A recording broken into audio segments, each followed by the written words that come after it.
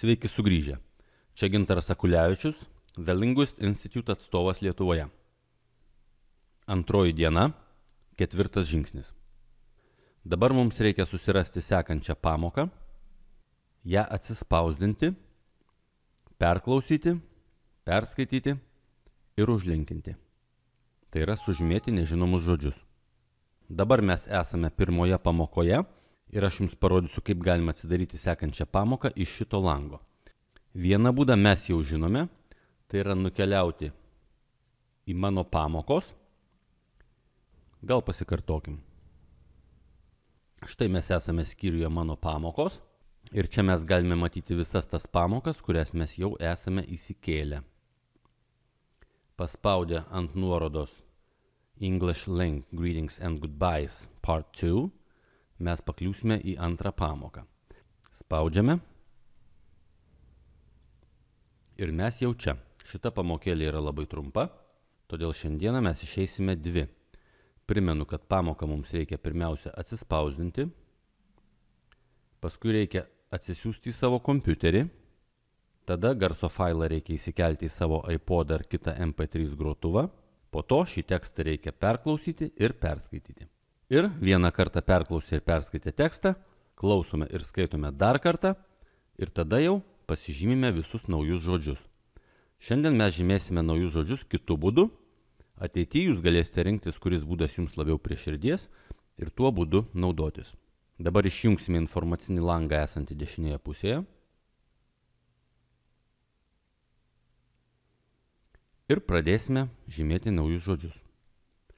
Šiandien mums jau nebereikės praksėti ant šitų žodžių, pakaks užvesti ant jų pelę.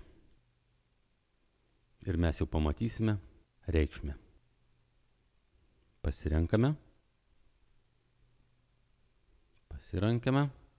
Čia yra toks vienas niuansas dar. Jeigu mes žymime po vieną žodį, dažnai būna sunku suprasti prasmę. Iš tikrųjų, šiuo atveju čia mes turėjome frazę ir mums reikėtų pasižymėti visą ją. How's it going? Ir dabar mes matome, ką reiškia frazė. Kaip matome, jeigu verčiame po vieną žodį, gaunasi visiška nesąmonė. Kaip sužinoti, kur yra frazė? Iš tikrųjų, šioje sistemoje yra būdas sužinoti, kur yra frazė. Tam reikia naudotis pilnu langu.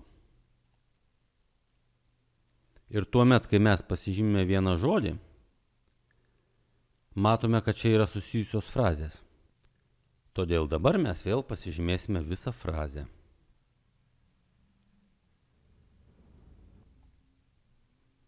Ir štai šitas pirmas vertimas mums visai tinka. It's going fine taip pat yra visa frazė, mes ją vėlgi galime žymėtis ir mes pamatysime, kad mums sekasi gerai. Tokiu būdu mes susižymime visus naujus žodžius, stebime, ar yra susijusių frazių, jos būna šitoje vietoje ir baigę žymėti, spaudžiame perkelti visus likusius naujus žodžius į žinomų žodžių sąrašą. Galime spausti čia, galime paspausti ir čia, žiūrint, kurioje pusėje mūsų pelė yra tuo metu.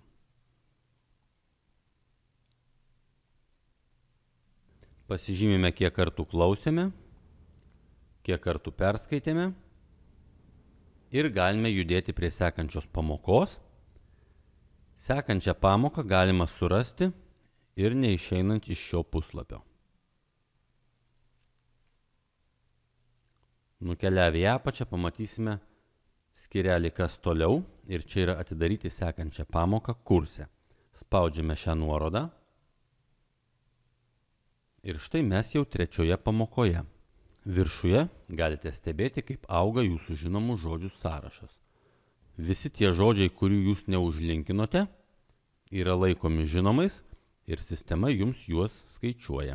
Šį tekstą mes vėl atsispausdiname, atsisiunčiame į savo kompiuterį, perkelime į savo MP3 grotuvą,